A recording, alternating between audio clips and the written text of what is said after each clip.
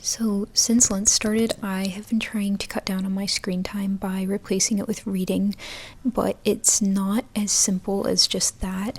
And so I've been on a digital detox journey for quite a while now. I set some goals to achieve for myself before Pentecost, and my priority was getting my screen time down to a daily average of an hour and a half. Anyway, my screen time this week was 1 hour and 40 minutes, which is pretty good being that Pentecost is tomorrow. Now, the challenge for this week will be to solidify the habit of staying off my phone. In this video, I'm going to take you through my week and show you what I'm doing instead of scrolling.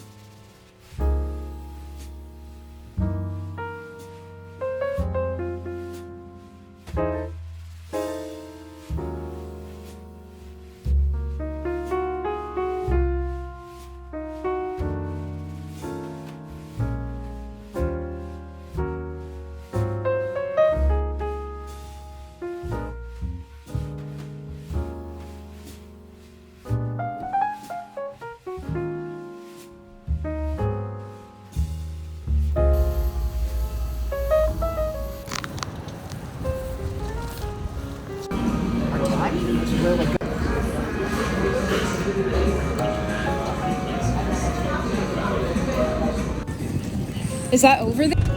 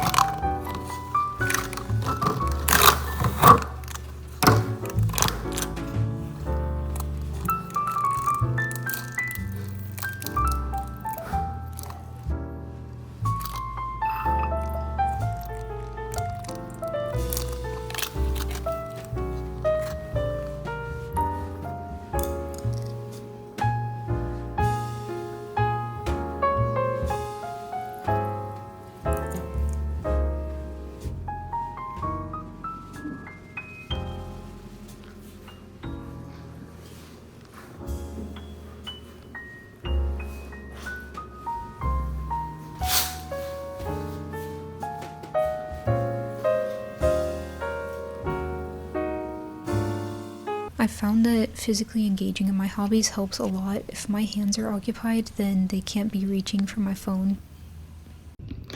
Anyway, this is the bag I've been working on, and I just attached this strap yesterday, but I think I need to maybe redo it because, I don't know, I dyed the fabric, but obviously the stitch resist kind of didn't work out perfectly on this side, but this is that side, and then this side looks like that, and I added a little liner, and here's the second. This is the liner in the pocket. This is the other strap, but I don't have my sewing machine, so I had to hand sew all of this. But anyway, I just wanted to talk about more of like a Christ-centered way to get off your phone and kind of put some more structure into your day. But you can always do a novena, and most novenas are like 9 days, I think.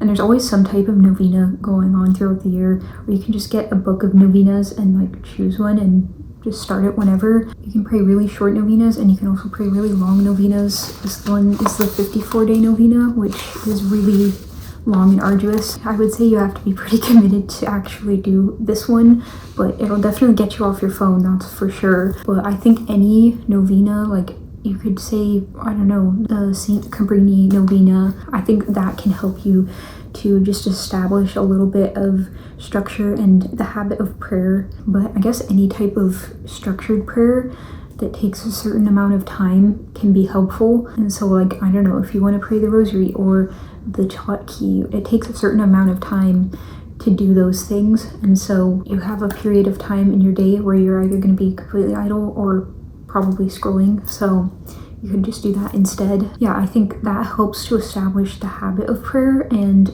also can help you to fill those gaps when you would otherwise be scrolling.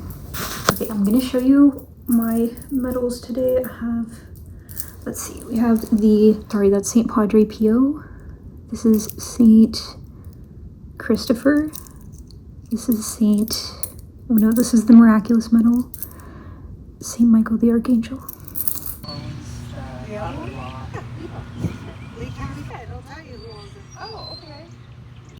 Yeah, I haven't even met. So I just finished this book called The Healing Seasons of Pottery by Yeon So-min, and I'm sorry if I mispronounced her name, but it's not something that I normally would read, but I'm trying to branch out and read other things. I ended up enjoying it a lot. What I liked most about it was just the optimistic tone. Even though the characters had experienced a lot of bad things in their lives, you feel like the characters are going to make it to the point that they want to make it to in their lives, even if they end up in a place where they didn't expect to be. I think the characters are also very relatable, and I mean, it's not a very action-packed novel, but there's still some parts that I thought were pretty exciting. Yeah, I thought it was just a very calm, enjoyable read, and so I would probably like to find some similar books to this in the future. Yeah, look at these ones.